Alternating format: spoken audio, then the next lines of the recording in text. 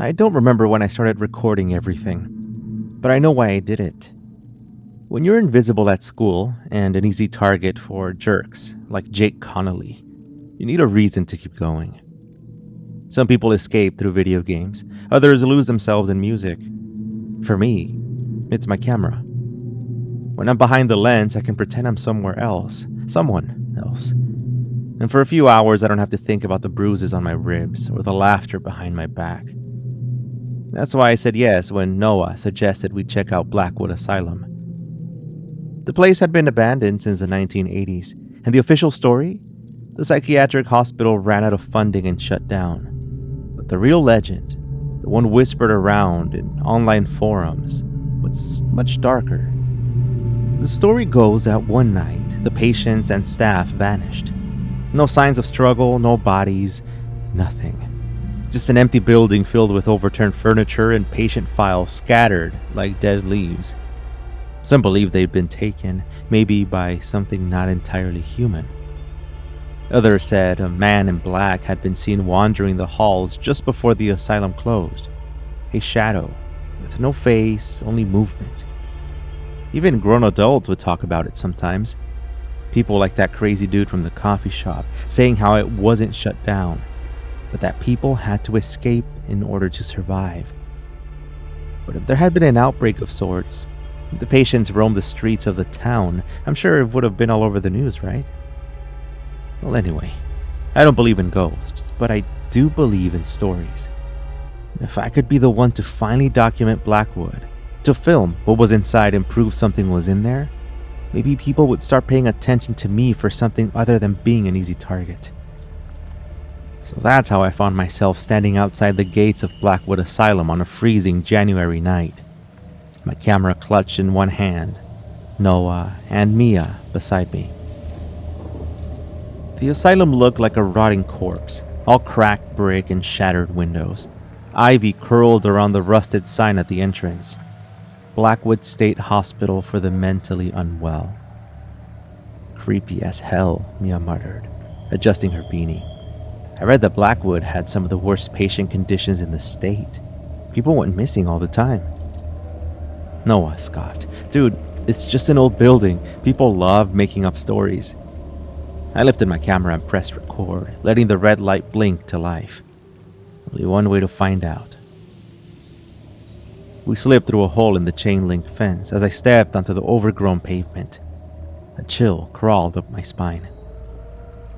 Inside, the place smelled like mold and dust, but underneath was something sour, like rotting paper and something long dead.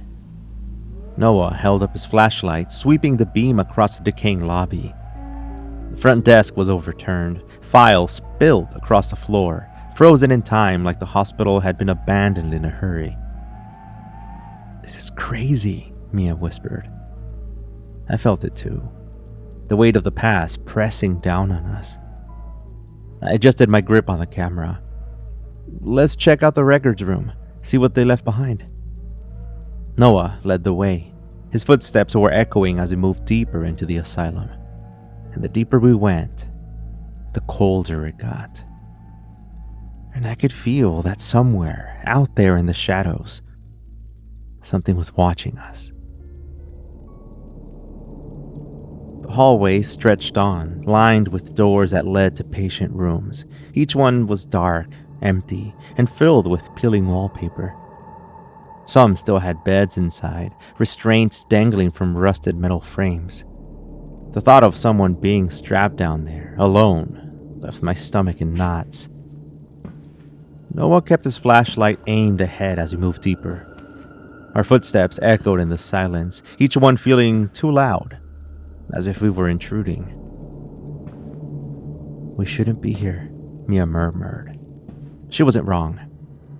That was the thrill of it, wasn't it? The reason people whispered about Blackwood but never stepped inside. The reason I hit record documenting everything. No one had proof of what happened here. Maybe we would be the first. The records room was at the end of a very long hallway, its door slightly open. The moment Noah pushed it, though, a rush of stale, rotting air poured out. I covered my nose. Jesus. The room looked like it had been abandoned in a hurry.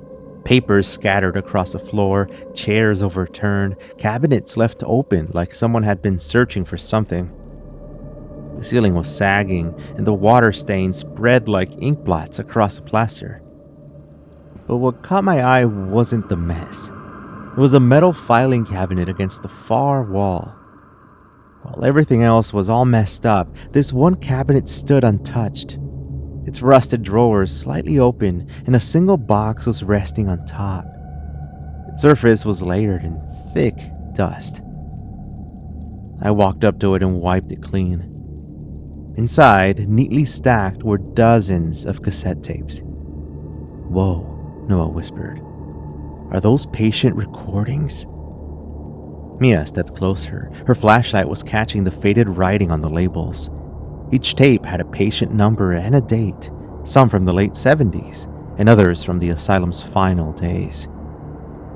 I reached in and grabbed one at random.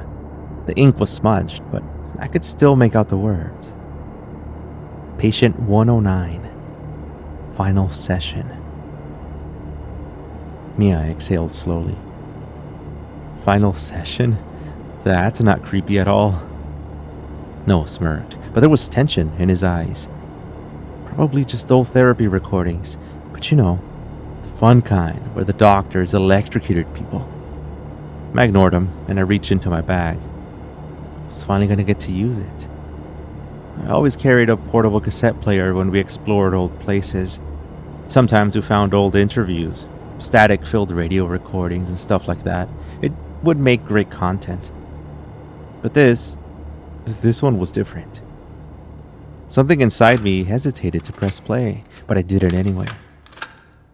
For a few seconds, there was only static, crackling softly through the speaker. And then a voice. "He watches me." I froze. The voice was weak, trembling. The voice of someone who hadn't slept in days. "I told them, but they don't believe me." A long, shaky breath, and then quieter and almost pleading.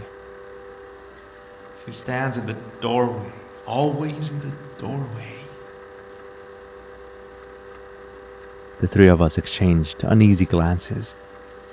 The patient's voice was hoarse, filled with exhaustion and something else, something close to fear. And then suddenly the voice changed. "You have to listen. When he runs..." Bang!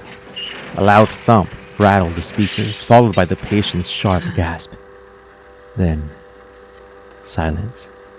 And not the kind of silence where the tape had ended, the kind where you know there's still something breathing on the other side of it. I stared at the recorder. My pulse was hammering. "Did you hear that?" Noah whispered. Mia's breathing had gone shallow.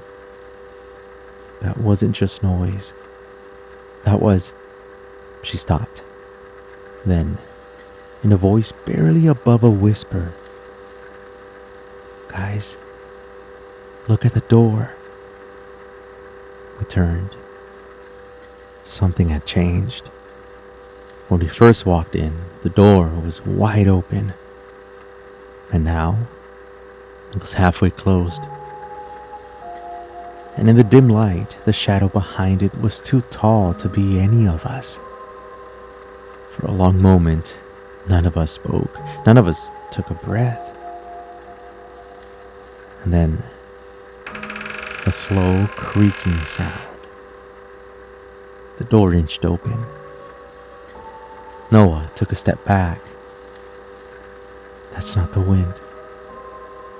It was another breath. Not ours.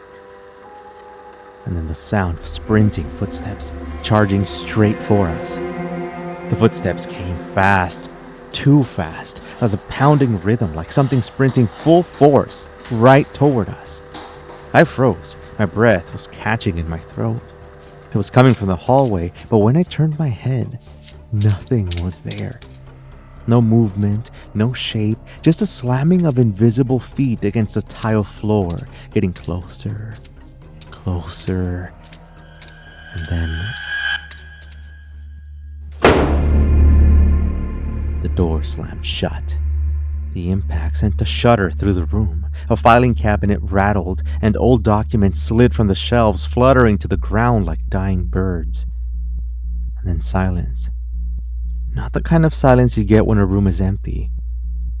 The kind where you're not alone, but whoever's with you hasn't decided to speak yet. The kind where something is waiting. Mia let out a shaky breath beside me. What was that? Noah took a step back, his flashlight quivering. It's probably the building settling or something. Old places do that. But his voice was too thin. He didn't believe what he was saying. And neither did I. I reached for the door handle, my palm clammy against the worn brass. The moment my fingers touched it, a jolt of cold just shot up my arm, a deep, biting chill that wasn't normal. I still twisted the knob, very slowly. It wasn't locked. The door creaked open about an inch, and then 2. I braced myself, expecting something to jump out from the hallway, but there was nothing. Nothing visible, anyway. But still, the air felt different now. It was heavier, thicker, like the atmosphere inside a room right after someone dies. Noah exhaled hard. Screw this, man. Mia wasn't looking at the door. She was looking at the cassette player in my hand. Her voice was still very low. Ethan, the tape. I turned my gaze downward. The red light was blinking. The tape was still recording. That was impossible. I hit play, not record. I'd done this 1,000 times. A sick feeling crawled up my spine as I pressed stop, and then rewound the last few seconds. When I hit play again, the recording crackled to life, but it wasn't the patient's voice anymore. It was ours. Our breathing, Noah cursing, the sound of the door slamming shut, and then layered beneath it, something else. A whisper. Another voice. It was warped, deep, and distorted, like it was coming from somewhere far away.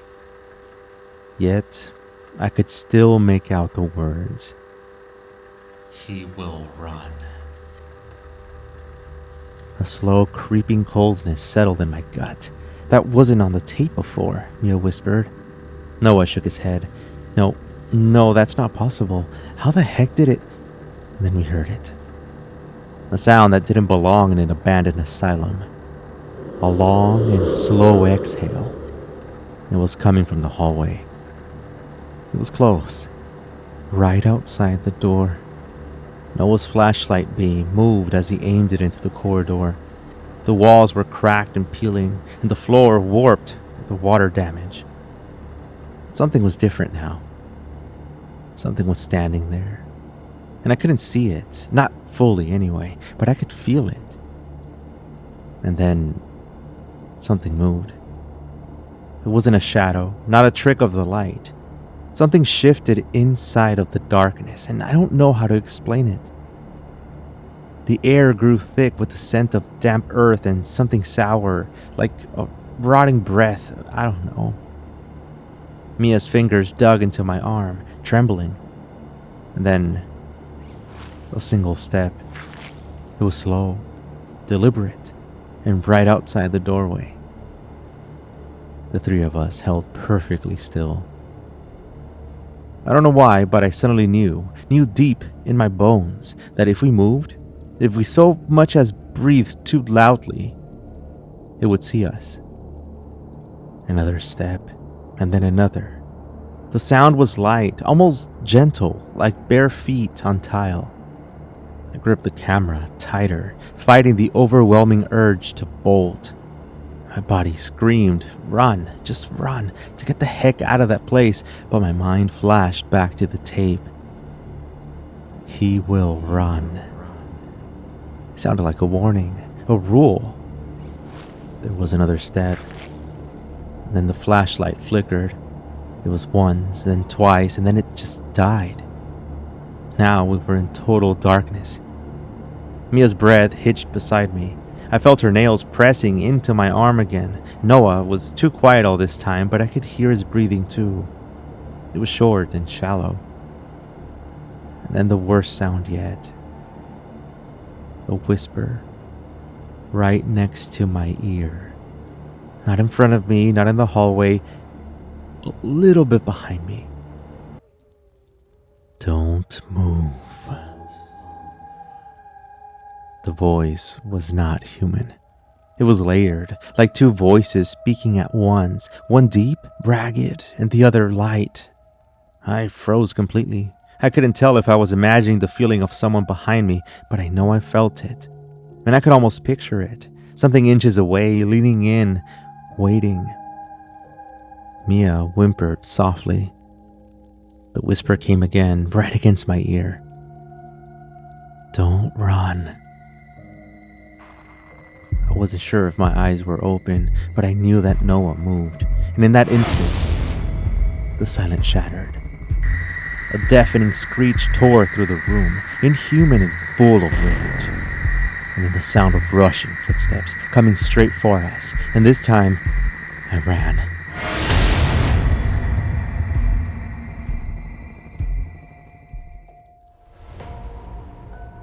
We were all running. I barely registered the world around me. The filing cabinets, the shattered glass, the endless rows of rusting doors. All I knew was the sound of our footsteps hammering against the floor and the thing behind us chasing. The sound was wrong. Not like bare feet anymore. They were wet and slapping against tile, and it was fast, faster than us. Noah was ahead, Mia beside me, but I couldn't tear my gaze away from the darkness behind us, where the thing could have been. Yet I couldn't see it. Because it wasn't just chasing. It was right there. The corridor stretched too long, as if the asylum itself was warped, refusing to let us go. My lungs burned, my heart beat a wild drumbeat of terror. No matter how fast we ran, the thing's footsteps stayed with us. And then I tripped. The floor caught my foot and I hit the ground hard, my camera smashing against the tile, skidding away. Pain exploded through my knees and palms. The impact knocked the breath from my lungs, leaving me gasping, vulnerable. Mia screamed my name, but I didn't hear her properly because at that moment, the footsteps stopped. They were right behind me. It was there. I couldn't move, not because I was hurt, but because I knew deep in my bones that if I turned around, I would see it. And if I saw it, I wouldn't be able to run ever again. A slow exhale ghosted across the back of my neck. It was warm, damp, and too close. And then, why did you run? The whisper slithered through my ears like oil. Then something touched my shoulder. No, not touched. Pressed.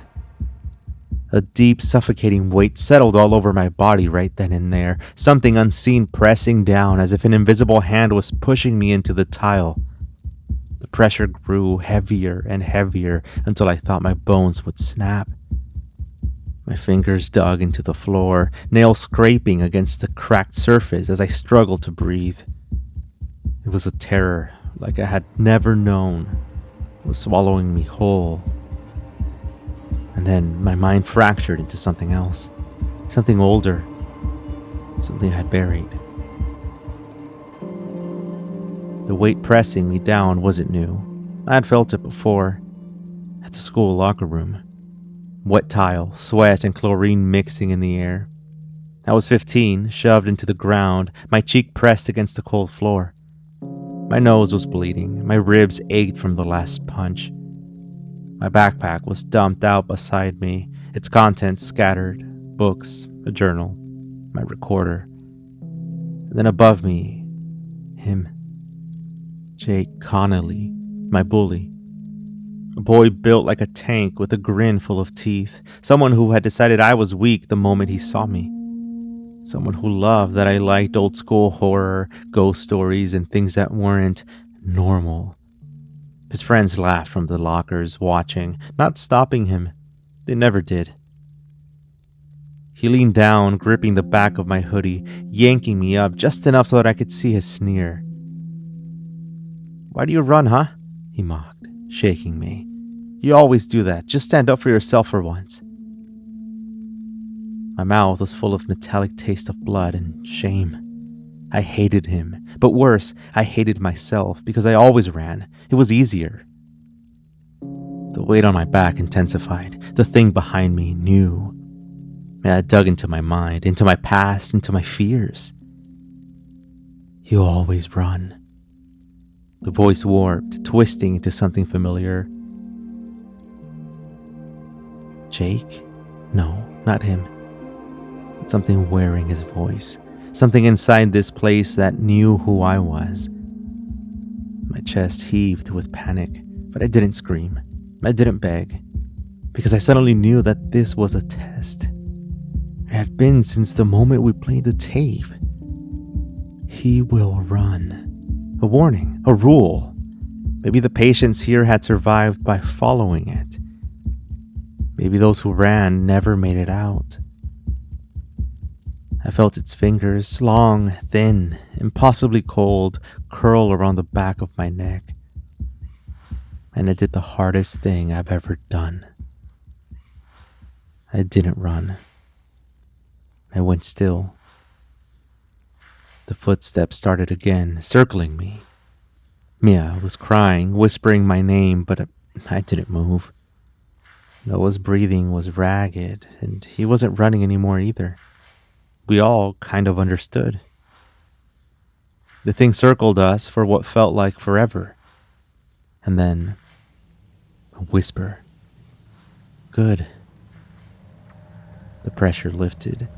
The room shifted, the air losing its oppressive weight. And then, silence. The presence was gone. My chest went back to normal as I slowly pushed myself off the ground. My limbs ached, but I was alive. We all were. Mia grabbed my arm, her face streaked with tears. "Ethan." I nodded, swallowing hard. Noah was staring down the hallway, his flashlight working again. The asylum was just a building now. Rotten, broken, abandoned. Nothing chased us. No footsteps echoed anymore. We didn't speak as we left. We didn't need to. We hadn't run. That was why we were still here.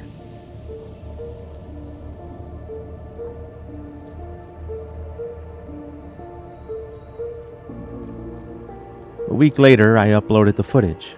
I almost didn't. After everything that happened at Blackwood, a part of me wanted to forget. To pretend we hadn't broken into that asylum. That we hadn't heard that voice, and that we almost hadn't made it out. But the need to know, to understand was stronger. I posted the video under the same name I always used. The footage was raw, shaky, terrifying. The static-laced whispers, the door slamming on its own. The thing we couldn't see, but felt. All of it was there. But the real terror was the tape, the audio, that very last whisper. He will run. It didn't take long for people to react. Some called it fake. Others dissected every frame, trying to catch a glimpse of whatever was chasing us. But a few, just a few, believed. One of those comments actually stood out. It was a user with no profile picture, no history, no followers. Just a name. P109_survivor. Their message was short. Patient 109 never ran either. That's why he was the only one to leave Blackwood alive. I stared at it, my heart thumping. Patient 109. I had never mentioned any numbers in my video. Nowhere in the footage did we talk about patients by their numbers. And so I clicked the username. Nothing. The account had absolutely nothing. It was blank, no followers, no other comments. Just that. A chill crept up my spine, and I checked the footage again, and I rewound the tape. The whisper had changed. It was static. Silence. The final voice was gone. Like whatever was in Blackwood had taken it back. I shut my laptop, my pulse still pounding in my ears. That night, as I lay in bed, I couldn't shake the thought. Patient 109, the only survivor. Had he been like me? Had he broken the rule? Had he seen what I almost saw? I turned over, pulling the covers tight. Then, in the silence of my room, a whisper. Not from my speakers, not from my phone, from right next to my ear. Good. I didn't move. I didn't run. And just like before, it left